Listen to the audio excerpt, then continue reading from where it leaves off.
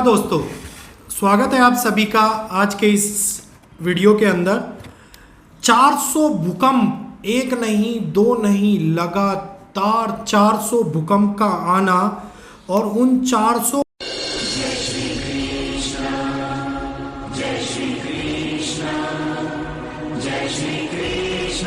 भूकंप के बाद में एक बड़े विनाश, एक बड़े ज्वालामुखी का फटना, जो एक नहीं दो नहीं तीन नहीं 100 नहीं 800 सालों के बाद में ऐसी घटना घटित हुई है।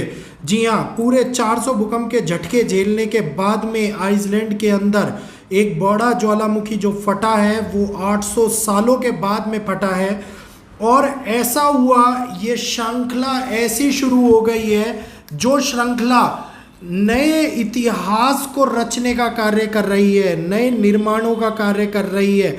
आइसलैंड जहां पर सबसे बड़ा विस्फोट हुआ, जिसकी कल्पना भी साइंटिस्ट नहीं कर पा रहे थे, बार बार एक ही बात सोच रहे थे कि ये आज होगा या कल होगा, इसका अंदाजा लगाना पूर्ण रूप से सक्षम नहीं है हमारा विज्ञान की पृथ्वी के कई चीज़ों के बारे में संपूर्ण जानकारी ले पाए। और एकदम से ये विस्फोट हुआ जिसका असर पूरी दुनिया के ऊपर पड़ा है।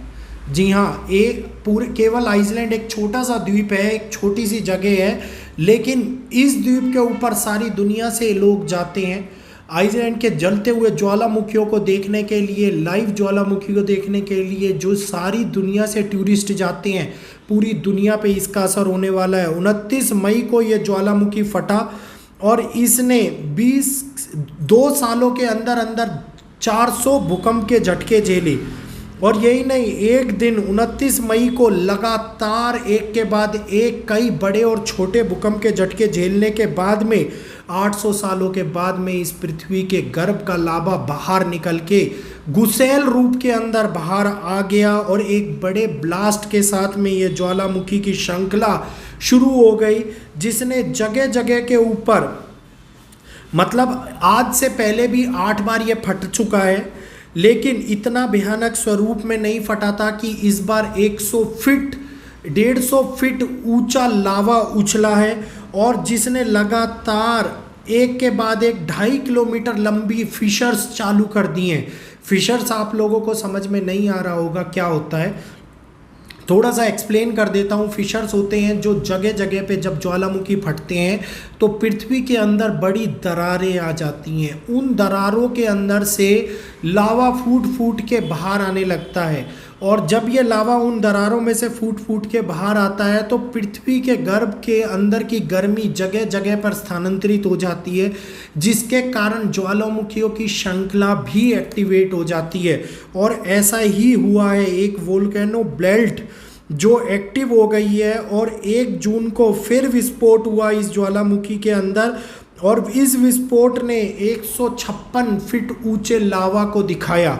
और ये विस्फोट आइसलैंड का सबसे बड़े विस्फोट को माना जा रहा है और यहीं पर ये ख़त्म नहीं हुआ और यहीं पर ये रुका नहीं है। लगातार इसके बाद भी इसमें विस्फोट होते जा रहे हैं। 4000 से ज़्यादा लोगों को यहाँ से, जो ग्रीनविक क्षेत्र है, ग्रीनविक क्षेत्र से स्थानांतरित कर दिया गया है। लोगों को वहाँ से निकलने को बोल दिया गया है। चारों ओर आग का गुंबार फैल रहा है, बड़े धुएं का गुंबार फैल रहा है और लावा पृथ्वी से निकलता जा रहा है जो रेगुलर तबाही के रूप में आगे बढ़ता जा रहा है।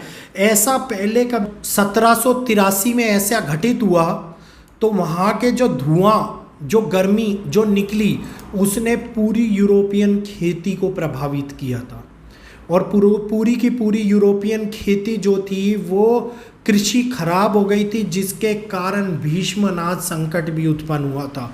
और एक बारी फिर ऐसा हुआ है और ये श्रृंखला शुरू हुई है, तो इसका मतलब है पृथ्वी की गर्भ के अंदर गर्मी ऐसी बढ़ रही है जो नए निर्माणों को लोगों के सामने दिखा रही है, नए उत्पाद को लोगों के सामने दिखा रही है। और ये यहीं पर ही ठहरने वाली नहीं है, इसके बाद भी लगातार एक के बाद एक कई ज्वालामुखी फटने की घटनाएं आप लोगों को आने वाले टाइम के अंदर देखने को मिलेंगी। और ये घटनाएं इतनी बड़ी भी हो सकती हैं जिसके कारण अभी तो हजारों की संख्या में लोग स्थानांतरित हो रहे हैं, लाखों की संख्या में लोग स्थानांतरित हों। कई लोगों को अपने अंदर भी समाहित कर ले, जैसा कई जगहों के ऊपर आप लोगों को देखने को मिल रहा है। भारत भी उससे अभिन्न नहीं रहा है। भारत के राजस्थान के अंदर भी धरती के धंसने की घटनाएं लगातार देखने को मिल रही हैं। कहीं पे धरती के गर्भ से निकलती वाली गर्मी लगातार देखने को मिल रही है। कई जगहों के ऊपर बड़ी बड़ी दरारें उत्पन्न हो रही हैं। हिमालयन क्षेत्रों के अंदर भी बड़ी दरारें उत्पन्न हो रही हैं, जो दरारें आने वाले टाइम के अंदर बड़े भूकंपों को जन्म दे सकती हैं, बड़े भूकंपों को नया अंजाम दे सकती हैं। ऑस्ट्रेलिया जो टूट रहा है 2 भागों में, अगर हम भारत की बात करते हैं तो भारत भी तिब्बती क्षेत्र के पास से 2 भागों के अंदर टूट रहा है। मतलब पृथ्वी अब एक नई संरचना को निर्माण की ओर दिखा रही है।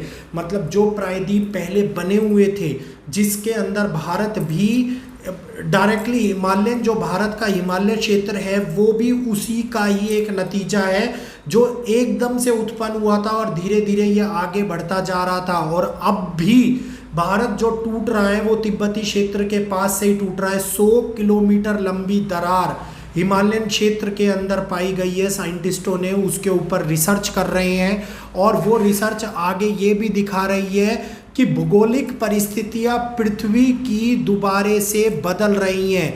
जिस प्रकार से क्लाइमेटिकल चेंज हो रहा है, कई जगहों के ऊपर देखिए आप, भीषण बाढ़ के कारण परिस्थितियां इतनी विकराल हो रही हैं कि वहां से मनुष्य त्राहिमाम कर रहा है। जगह जगहों के ऊपर बड़े सुनामी आ रही हैं, बड़े बाढ़ के क्षेत्र डूब रहे हैं।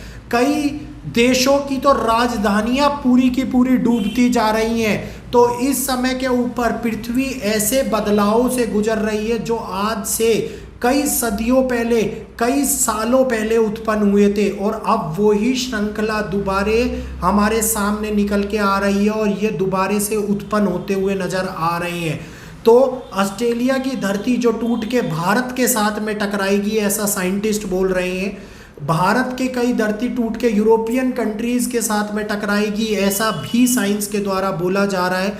तो ये आने वाले कई सालों के बाद की घटनाओं का विवरण साइंस हम लोगों को दे रही है। लेकिन ये बात आप और हम लोग आज के समय में, करंट समय में भी देख रहे हैं कि पृथ्वी के अंदर होने वाले ये बदलाव, ये क्लाइमेटिकल चेंज हम लोगों को ये सोचने पर मजबूर कर रहे हैं, क्या आने वाली पीढ़ियां हम लोगों की सुरक्षित रहेगी? क्या आने वाली पीढ़ियां वो सब कुछ देख पाएगी जो आपने और हम लोगों ने देखा है? या फिर पृथ्वी की नई संरचना मानव जाति के लिए त्रासदी बन के सामने आएगी, या फिर इतिहास दोबारे से बदल जाएगा? तो ये क्वेश्चन मार्क लगातार उत्पन्न होता जा रहा है, जो पृथ्वी के भौगोलिक तत्वों को देखते हुए आप और हमारे मन के अंदर एक के बाद एक नए प्रश्नों के रूप में सुनाई देता है, दिखाई देता है, किसी ना किसी के मुख से बोला जाता है। तो आप लोगों का इस वीडियो के बारे में क्या कहना है? क्या आने वाले टाइम में एक बहुत बड़ा बदलाव, एक बड़ा ड्रास्टिक, ये कहिए कि ऐसा डिस्ट्रक्शन हम देखेंगे जो संपूर्ण रूप से मानव जाति के लिए खतरा बन जाएगा? तो प्लीज़ कमेंट करके मुझे ज़रूर बताइएगा, ताकि आने वाले समय के बारे में भी आपको और हम लोगों को कुछ नई जानकारियाँ कमेंट्स के माध्यम से मिल पाए। फिर मिलूंगा एक नई वीडियो के साथ में आपके अपने चैनल के ऊपर। आज के लिए बस इतना ही। जाने से पहले वीडियो को लाइक, चैनल को सब्सक्राइब और बेल आइकन को ऑल पे कर लीजिए, ताकि आने वाली नई वीडियोज़ की अपडेट नोटिफिकेशन के माध्यम से आपको मिलती रहे। जय श्री कृष्णा, जय माता दी।